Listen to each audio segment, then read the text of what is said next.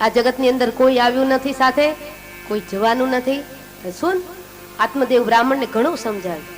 મુંચા જ્ઞાનમ પ્રજારૂપમ બલિષ્ઠા કર્મણો ગતિ વિવેકમ તો સમાસાધ્ય ત્યજ સંસાર વાસનમ.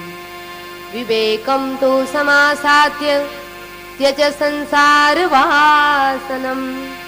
મુંચા જ્ઞાનમ પ્રજારૂપમ બલિષ્ઠા કર્મણો ગતિ.